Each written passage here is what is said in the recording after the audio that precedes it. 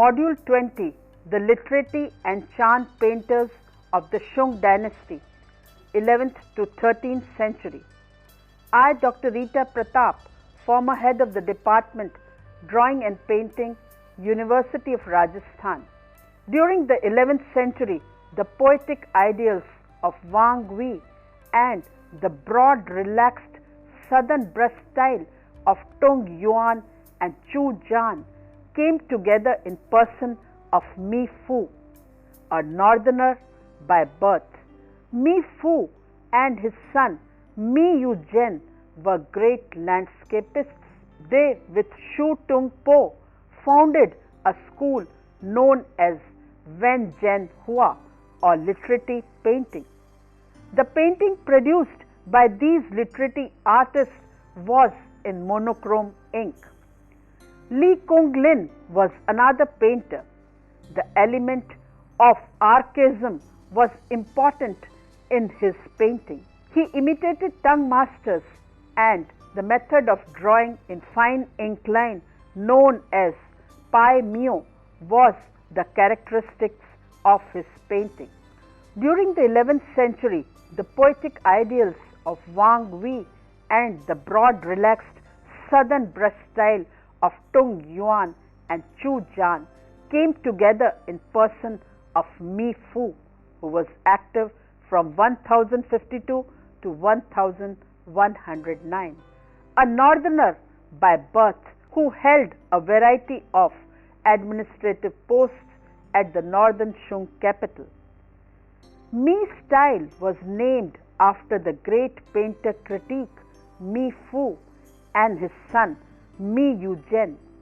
This style of brushwork, in which forms are built up out of massed horizontal dots on dashes of ink, has always been associated with their names. Used in vertical hanging scroll format, the style is very imposing as found in Mi Fu's painting.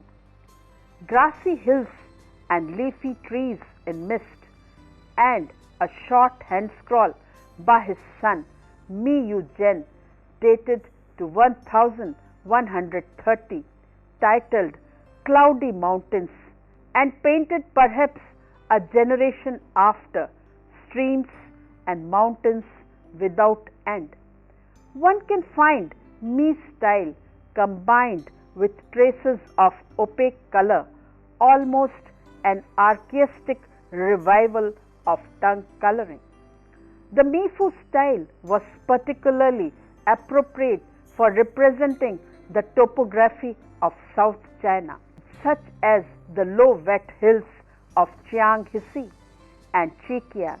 Here, the main form of the composition, the overlaps, the repeated rolling rhythms of these low-lying hills, and the twisting mist with its archaic trefoil. Plums in tongue style, which depicts a successful portrait of southern coastal region of China. This Mi style became favorite of amateur scholar painters and was abundantly used. There was no easier method by which to obtain a semblance of a landscape. There is no more difficult method by which to achieve a great painting. A few painters of the 14th century were masters of this style, as were few individualists in the 17th century. Mi Fu was called later by the name Mi Fi, was not only a painter but also a scholar, a critic, and a collector of ancient paintings. He was also familiar with old manners of painting. He incorporated elements from them into his own works, and Chinese critics trace the sources of his style to the 10th century master Tung Yuan and to one of the ink splashers of the Tang period, Wang Mo. He was something of an eccentric. He steeped himself in the past went about in the costume of the Tang dynasty and often painted pictures in antique style. But he is chiefly known as the reputed inventor of a loose, free manner of painting landscapes in monochrome ink, in which the forms of the mountains are defined not by conventional brush line but by graded washes reinforced along the contour by blobs of ink, the me dot, laid on with the flat brush.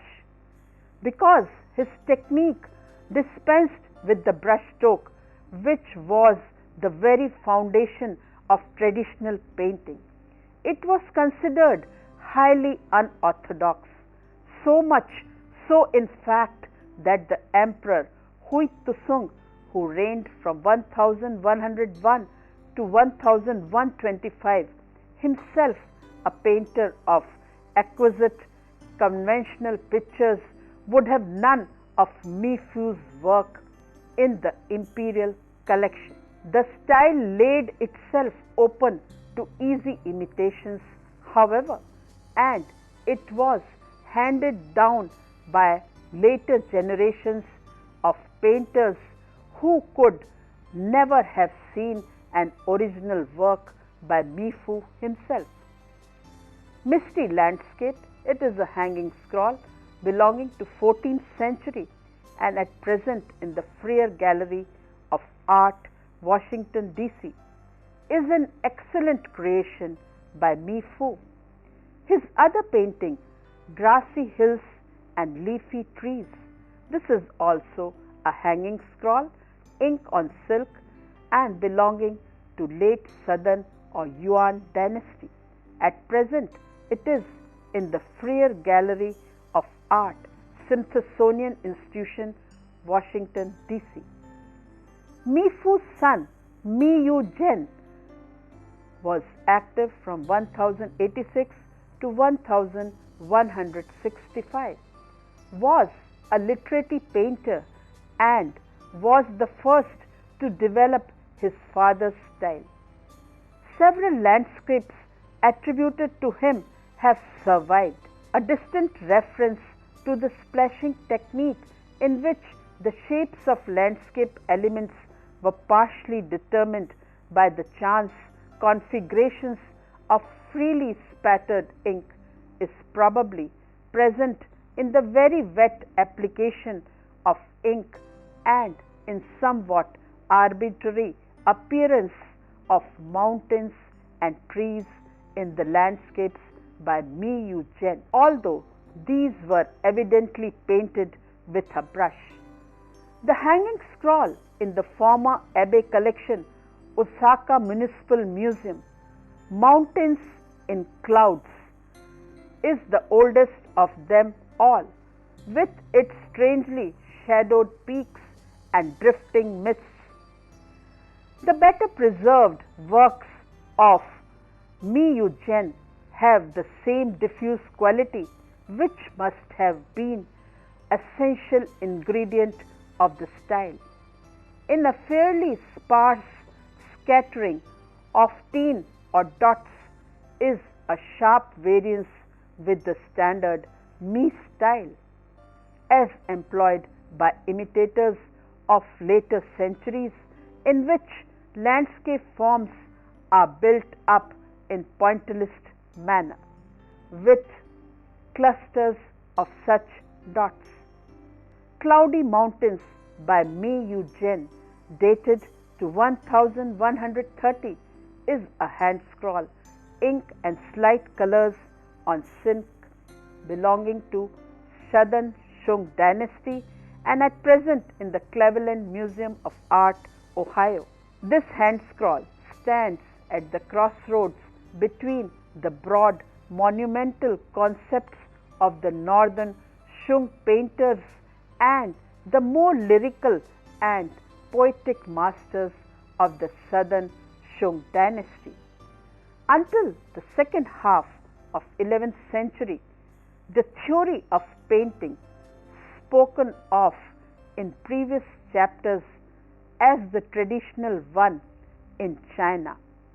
The notion that a painting of a given object or scene would evoke in person who sees it the same feelings and thoughts that actually object or scene would evoke was never challenged. By then, however, some scholars concerned with painting had become aware the inadequacy of this theory to explain the peculiar expressive power of certain unorthodox styles and techniques that had been gaining popularity during the preceding few centuries. Pictures had failed to offer reasonably faithful rendering of natural forms, should, according to traditional belief, fail to produce any very strong response in viewer, since they obviously could no longer make him feel as though he were gazing at the thing or place. As such, a new theory was required to account for it. The theory was formulated by a remarkable coterie of scholars, Su Chi, who was active from 1036 to 1101, better known as Su Tung Po, a great poet, prose writer, statesman, calligrapher, and painter. He and his friends belonged to literary class and accordingly devoted their main energies to administrative services in the bureaucracy, study of classics, literary compositions, and other pursuits considered suitable as the major concern of man of letters. In their spare time, they painted, argued, and wrote about painting. The school they founded became known as Wen Zhen Hua, or literary painting. The theory of painting held by these scholar artists reflected their Confucian background. Poetry and music, and later calligraphy, had long been treated in Confucian writing as vehicle for embodying one's personal thought and feeling, for conveying to others something of one's very nature. The literary writers wrote that the quality of painting reflected the personal quality of the artist. Its expressive content derives from his mind and has no necessary relationship to anything the artist or the viewer thinks or feels about the object represented. The value of the picture does not depend upon its likeness to anything in nature. The object in nature serves as raw material which must be transformed into an artistic idiom, and the mode of this transformation, the character of the line and forms produced by the brush, reveals something about the person, how he drew them, about his mood at the moment he drew them. Anyone who talks about painting in terms of likeness, writes Shung Tu Po, deserves to be classes with children.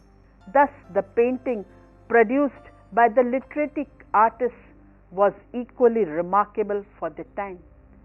They usually worked in ink only and often used deliberately amateurish looking techniques. They painted for themselves and their friends, giving pictures as presents, angrily refusing any offers to buy them. Likeness is what is valued in painting, exclaims an indignant Southern Shung writer, aroused by the line of Su Tung Po just quoted. Anyone who doesn't catch a likeness might as well not paint at all. Other major literary painter of this age was Li Kung Lin, who was active from 1040 to 1106. He owes many excellent works, and the element of archaism was important in his painting. He imitated tongue master, and the method of drawing in free ink line known as Paimia was the characteristic of his painting. His figures were based on Wu Tao Zu. Among the finest works of Li Kung Lin is a long hand scroll attributed to one of his followers, a Chan Buddhist monk of the 12th century named Fan Lung. It is a series of portraits of arhats, disciples of historical Buddha. Arhats in the Forest is a 12th century painting section of a hand scroll, ink on paper, and at present in the Freer Gallery of Art, Washington, D.C., is attributed to Fan Lung. The arhats stand alone in the forest, leaning against the trunk of a pine, his loose robe billowing in wind. As for the paintings of Shu Tung Po, it is doubtful whether any at all have survived. His favorite subjects were bamboo and old trees, and these motifs accordingly became popular among his numerous followers. A short hand scroll combining the two, painted by a nephew of Mi Fu named Wang Ting Yun, is the best extant representative of the genre. Secluded Bamboo and Withered Tree is a section of a hand scroll, ink on paper, and at present in the Fuji Yurinkan, Kyoto, is a good example. An inscription by the artist is mounted on the scroll after the painting, and a series of colophons by other writers follow. The reading of such colophons is for the Chinese a part of experience of seeing the picture, since they reveal how it was enjoyed and evaluated by earlier connoisseurs. Associated with the Su Tung Po circle were several Chan Buddhist monks who were also amateur painters. From the Imperial Academy was Liang Kai. He was honored the highest honor for painter in attendance, the Golden Girdle. The poet Li Po is Liang Kai's imaginary portrait, walks with head raised, chanting a poem with deceptively simple drawing limited to a dozen or so strokes for the head and about as many more for the robe and feet. The exhilaration of the poet is deftly caught. The long lines of the robes belong to the non-descriptive brushwork of the amateur styles. Their air of freedom and relaxation has nothing to do with the fabric they outline, but rather contributes to the whole aspect of the figure. Outwardly calm but charged with an inner vitality. Liang Kai, who although never a monk, resigned from the Southern Sung Painting Academy and frequently visited Chan temples. He is famous for painting Buddhist subjects. His extant works show considerable stylistic range. His famous hanging scroll, Shakyamuni leaving his mountain retreat, dated to 1246. It is a hanging scroll, silk and light color on silk, belonging to Southern Shung dynasty and at present in the Tohyo National Museum.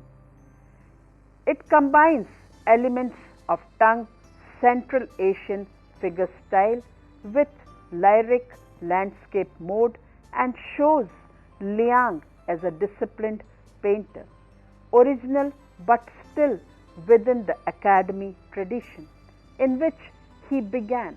His other scroll is Hung Neng, the sixth Chan patriarch, chopping bamboo at the moment of enlightenment, dated to 1246, hanging scroll, ink on paper, belonging to the southern Shung dynasty and at present in the Tokyo National Museum. This is one of the great expressions of the spontaneous mode. The technique is matched to each part of the subject and ranges from the most precise use of calligraphic brushwork to indicate the joints and movements of fingers through long curves indicating the roundness of arms, scrubby use of brush for the texture of the free bark. On the left are his signatures. Like Muchi, Liang Kai answers too difficult to reconcile sets of criteria, those of the academy which required that the subject be convincingly portrayed and adequately characterized, and those of the amateur painter who believed that the significance of the picture is inseparable from its formal properties and that the brush strokes which compose it must be independently meaningful. The masterpieces of Mu Chi and the works that can be most confidently ascribed to him are the three paintings now kept as a tiripich in the Daitokuji, the great Zen Buddhist temple in Kyoto. There is no spontaneous ink plays, but works profoundly conceived. The two side pieces representing a crane in a bamboo grove and monkey with her baby on a pine branch were probably complete as a pair originally, with the central figure of white-robed Kuan Yin a separate picture. The combination into a tiripich was fortunate one. However, the three are in perfect accord and to seem to signify a like accord between two realms of being usually considered remote from each other. Below and above humankind, the animal and the divine. Kuan, represented as a white-robed woman, sits in meditation with downcast eyes, while the monkey mother clasps her child gaze into the observe with the disconcerting directness of a Chan parable. The branch on which the monkey rests is painted in loose, rough strokes of dilute ink, similar to those used in the Wang Ting Yun picture. With no more trace of obvious skill in the technique than there is of outward beauty in this subject. These are painted in ink and very light color on silk. The pine branches and monkeys, as well as the bamboo grove behind the crane, reveal extreme spontaneity in brush handling. The crane and white-robed Kuan are more carefully painted. The overall misty tone is still related to the works of Mahishya school. The Chan influence on calligraphy in the Shung period. The Chan sect in China had tremendous influence on calligraphy and painting. Chan Buddhism was a practice of meditation with the aim of reaching a state of enlightenment such as that achieved by the Buddha. Buddhism had originally come from India and had gradually infiltrated China in the 1st century AD, where it lived side by side with native Taoist and Confucian beliefs. Chan lays great stress on the intuitive seeing of one's own consciousness, insisting that everything else, even language, is necessary if it gets in the way within a couple of centuries. Chan was being accepted in the capital, gaining imperial patronage. During Shung dynasties, these new officials, having succeeded in passing the demanding civil service examination, ranked as the highly educated elite of the empire, and many were attracted by the intellectual appeal of the Chan sect, which dramatically changed the literature and arts of the period, especially in ink painting of misty, dreamlike landscape, and of course in calligraphy.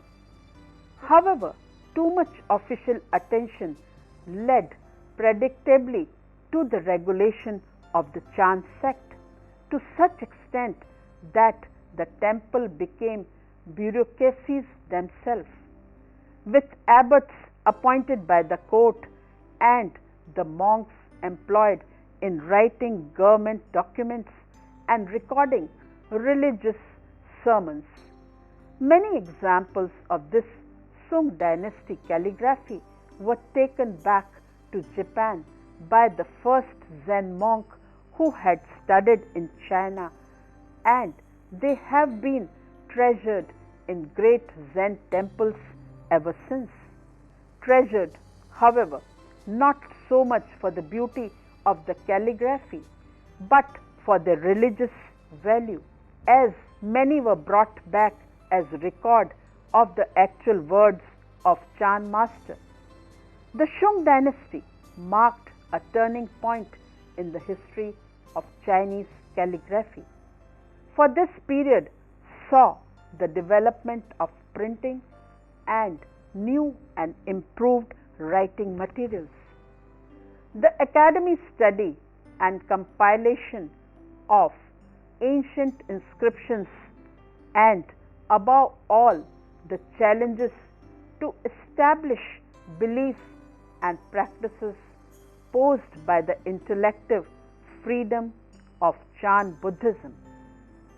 The philosophy can be summarized in the words of one of the master calligrapher of the period, Su Chi, who was active from 1036 to 1107, who asserted that just because calligraphy had been made by a so-called professional, this is no reason for it to survive.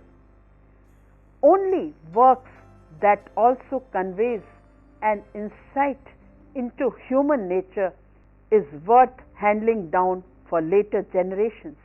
During the past 700 years or so, Chinese calligraphy have looked back to the great masters of antiquity for inspiration and models on which to base their own individual styles.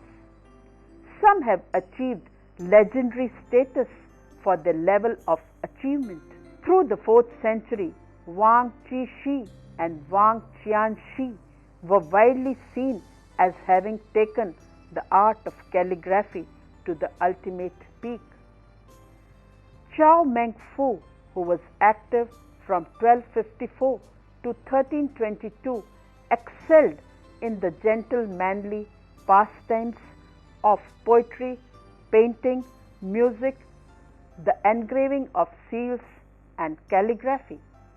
and in order to perfect his own writing, he diligently studied ancient examples that remained on the stone stelae and in old collections.